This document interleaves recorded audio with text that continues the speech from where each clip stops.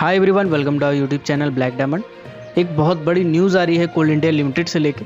कोल India limited और उसकी subsidiary companies में जहां पर भी यास तूफान का खतरा है, उस जगह प्रबंधन ने अलग अलग सर्कुलर, अलग अलग दिशा निर्देश जारी किए हैं, नोटिफिकेशन जारी किए हैं, जिसमें चक्रवात से निपटने को लेकर तैयारी बताई गई है।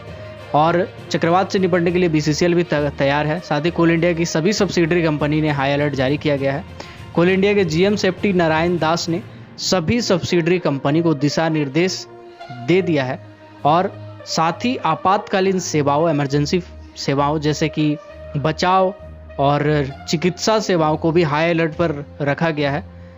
उसके साथ ही 24 घंटा वाहन पुल सेवाएं उपलब्ध रहनी चाहिए, ऐसा भी कहा है उन्होंने। कोल इंडिया आपातकालीन नियंत्रण योजना को भी लागू करने वाली है। कोल इंडिया के 24 घंटा संवेदनशील स्थानों पर निरीक्षण लगातार होता रहेगा, इसके लिए भी बताया गया है। आपको बता दें कि जीएम सेफ्टी के निर्देश के बाद ये लागू किया गया है और बीसीसीएल में भी इसकी तैयारी पुख्ता कर दी गई है। कंपनी मुख्यालय से लेकर के कोयला भवन से लेकर एरिया ऑफिस तक और कोलियरी स्तर तक कंट्रोल रूम तैयार किए गए हैं। लेकिन जो भी दामोदर नदी, जोरिया या बड़े नाले, नदी के किनारे जो भी माइंस हैं या कोलियरी है, उनमें मैनेजमेंट ने विशेष सतर्कता बरतने के लिए कहा है ताकि किसी प्रकार की दुर्घटना ना हो। वहीं सभी खदानों को पंपों को दुरुस्त कर रखने के लिए कहा गया है और कुछ माइंस को पंप भी दिए गए हैं अलग अलग जगह से। जहां भी ज़रूरत है वहां पे अतिरिक्त पंप लगाने के लिए भी कहा गया है। जीएम सेफ्टी ने ये कहा है कि भारी वर्षा और तेज़ हवाओं के मैटर में अंडरग्राउंड माइंस में किसी के जाने पर प्रतिबंध रहेगा। मतलब अंडरग्राउंड माइंस जब भी तूफान का ये टाइम आ गया है, मतलब 26-27 ये 2 दिन अंडरग्राउंड माइंस जाने में प्रतिबंध रहेगा।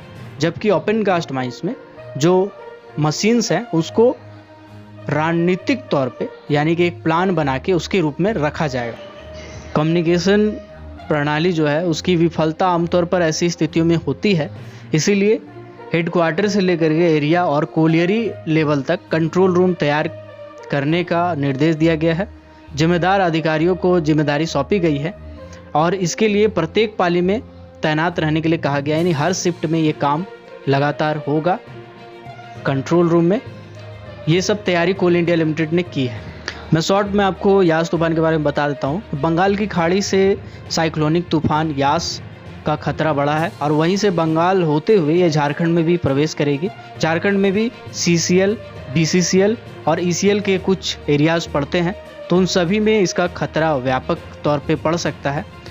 और ये भी कहा गया है कि 26 मई को झारखंड में यह 100 से 110 किलोमीटर प्रति घंटा के रफ्तार से इसका स्पीड रहेगा, जिसमें पूर्व सिंहभूम, सरायकेला, खसरवा, चाईबासा, जमशेदपुर और सिमडेगा में प्रवेश करेगा। और इसका असर 27 को भी देखा जाएगा। इसीलिए धनबाद को, जहाँ पे बीसीसीएल सिचुएटेड है, उसको ऑरेंज अलर्ट जारी किया गया है। इसका असर मंगलवार से ही दिखने लगेगा, ऐसा मौसम विभाग का कहना है। साथ ही उनका ये भी कहना है कि 25 से लेकर 27 तक इसका असर दिखेगा। इसीलिए कोल इंडिया लिमिटेड ने और उसकी सब्सिडरी कंपनीज ने जहां भी इस साइक्लोन का इफेक्ट देखने को मिलेगा, उस जगह विशेष तैयारी पहले से ही कर ली गई है। ऐसे ही कोल माइनिंग, मेटल माइनिंग और पावर सेक्टर से रिलेटेड हर छोटी बड़ी खबरों से अपडेट रहने के लिए हमारे चैनल ब्लैक डायमंड को जरूर सब्सक्राइब कीजिएगा। और इन सब सेक्टर से रिलेटेड वैकेंसीज़ के लिए भी हमारे चैनल को सब्सक्राइब करके बेल आइकन को प्रेस कर दीजिएगा, ताकि जब भी मैं वीडियो डालूँ नोटिफिकेशन सबसे पहले आप तक पहुँचे। Keep watching, keep supporting, till then, जय हिंद।